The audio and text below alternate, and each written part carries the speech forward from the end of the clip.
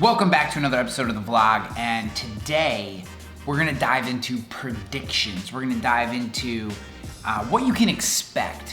Where is the fitness industry headed? Now, I wanna throw a couple caveats out there. I don't really know anything about the fitness industry, for the most part, outside of I use the fitness industry as a client.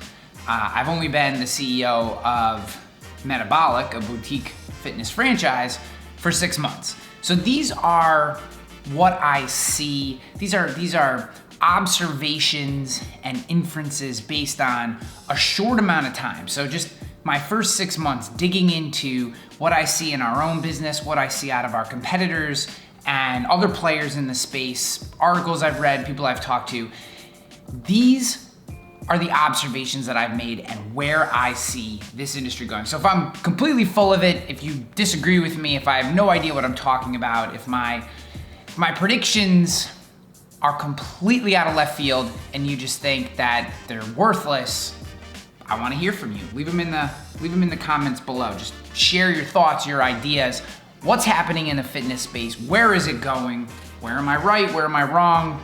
7 total predictions. This is prediction number 1, more technology. Start off with one that's probably the most obvious. Technology has been infused into every industry. The fitness industry is no different. And I see this being particularly the case with self-guided training. I think of Mirror, think of Peloton, individuals doing workouts in their home or on the road, guided by an application of some sort. In the case of Peloton, you're jumping on a bike and the application is running through their system. Mirror, run off your phone. I see this more, to me, technology has just started to get its hands into the fitness space and will only become more a part of the fitness experience and the fitness industry. You also see this in the big box fitness gyms and the boutique fitness studios. Things like chips being embedded in every piece of equipment that tag and track your workout as you move through a gym or through a fitness class. Things like heart rate monitors, all that kind of stuff. I see that only be injected more into the fitness experience, and in particularly how they help with the gamification that creates the crack addiction that gets you coming back over and over again. So fairly easy prediction. I have almost no doubt in this one, but technology is going to become a deeper part of the fitness industry. All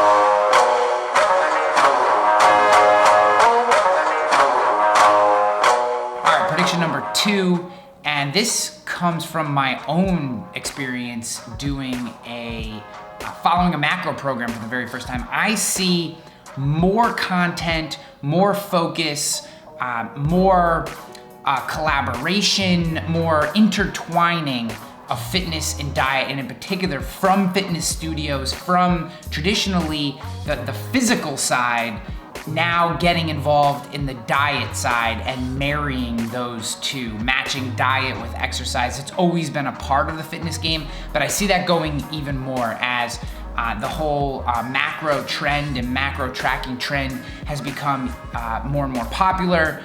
These two entities, the fitness industry and the physical side, marrying with the diet and kind of food intake side. I see this becoming basically the norm, that an entity will have both a physical fitness offering and a dietary offering. We do this at Metabolic. We have a macro program that matches the metabolic training philosophy and workout and supports what our members are trying to achieve in a metabolic gym. And I see that as being the case for many more organizations if they haven't already taken it up. At some point, it'll just be the benchmark. It'll be what happens at every organization.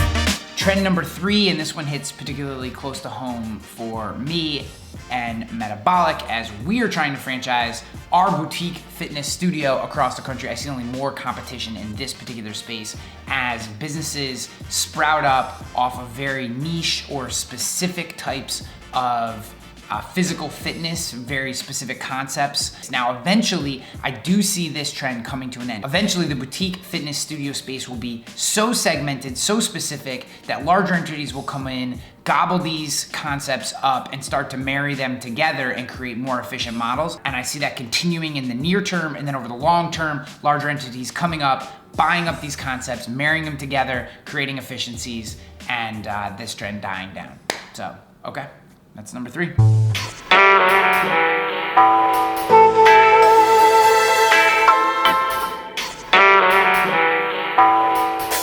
right, prediction number 4. I think we're gonna see some stagnation in the online personal trainer kind of fitfluencer model. And I think a lot of that has to do specifically with the medium in which they share their message, and that's social media. Organic reach in the social media space is drying up. Organic reach has consistently declined month over month since 2018 on Instagram.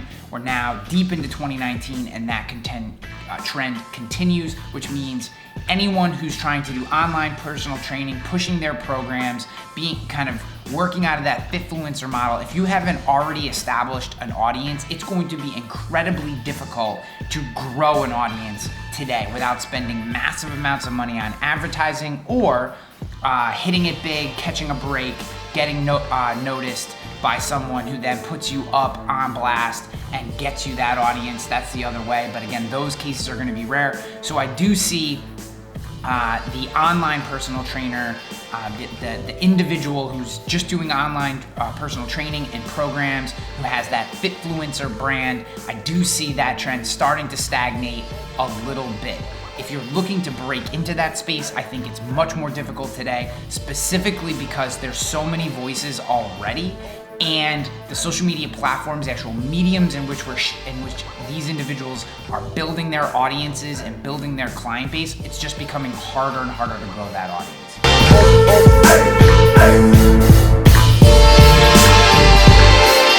All right, prediction number 5.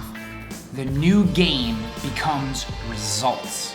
And what I mean by that is, it's not about the new trendy workout style, it's not about the technology, it's about who can produce results. Now, this, I'm sure, has always been the case in the fitness industry.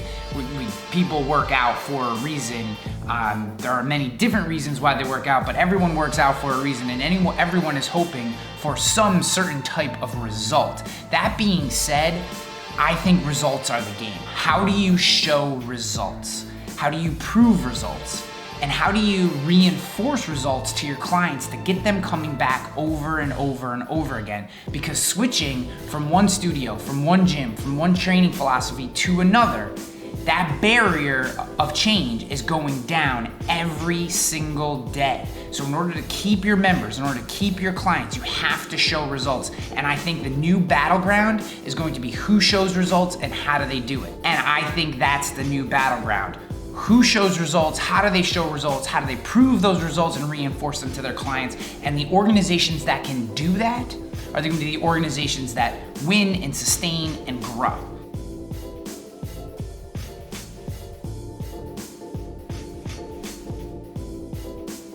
All right, prediction number 6.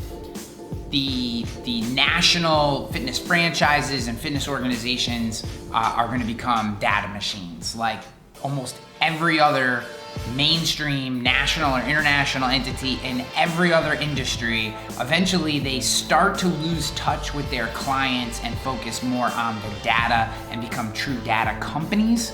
And I think that's the way many of these larger organizations are gonna go, as everyone is wearing a watch or a heart rate monitor, or has something strapped to their forehead or their hips or their knees or the legs or their hands or whatever. I've seen even wearables that you wear like a wedding ring, and all of that data is going someplace, and the organizations that can collect that data and use that data in a productive and valuable way will have something.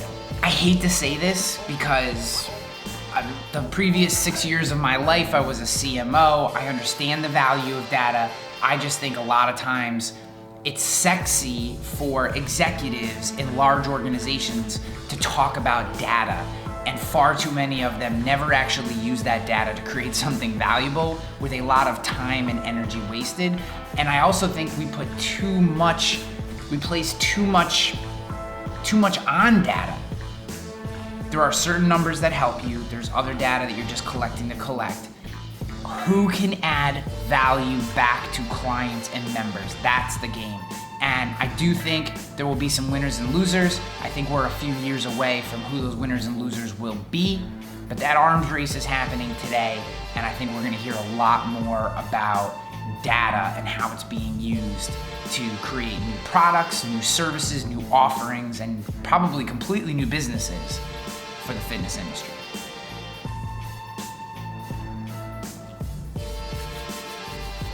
All right, prediction number 7, my final prediction for this video. Again, in the fitness industry for 6 months, but this is probably my biggest kind of Hail Mary pass on a prediction, but I think the word sustainable becomes a buzzword in moving forward in 2019 and into 2020.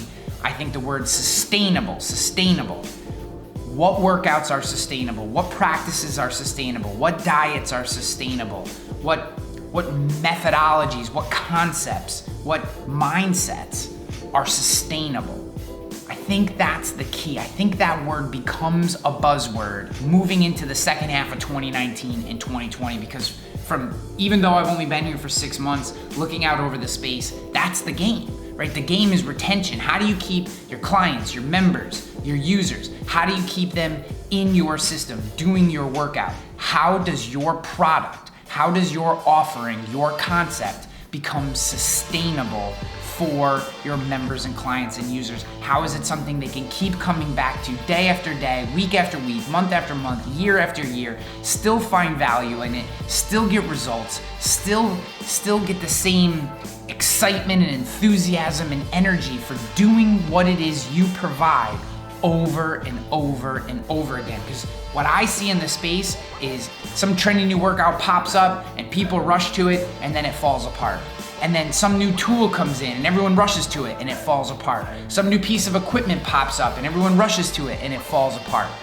It's the entities, the businesses, the organizations who can create sustainable value for their clients, members, and users that win. And I think sustainable becomes a buzzword in 2019 and 2020. What do you think? Guys, I've been in the business for 6 months. Maybe I have no clue what I'm talking about. I'm sure there are other predictions. I'm gonna give you a quick look at our founder, Matt Phelps, and what he thinks right now. So as we head deeper into 2019 and delve into 2020, just wanted to talk a little bit about the direction of the fitness industry and where I see it trending, where I see it going. And I see it going in a direction of isolation. I see people doing more digitized workouts in their basement, or being told to work out in a way that's most convenient to them. When to me, fitness is not about convenience, it's about coming together as part of a bigger community and overcoming obstacles together. So I see the direction generally that fitness is trending in, and I'm excited because at Metabolic, we're trending opposite, because fitness trends are gonna come and go. Just look past over the years, there's been tons of them. But you know what never changes? Community. All right, my friends, thank you for watching this video. I love you for watching this video. If you have comments, leave them below. Let me know what I missed. Let me know what you agree with. Let me know what you think I'm completely crazy about. If you enjoyed this video, pound that like button. If you're not subscribed to my channel, please do so you get all the goodness. I love you for watching this. Peace!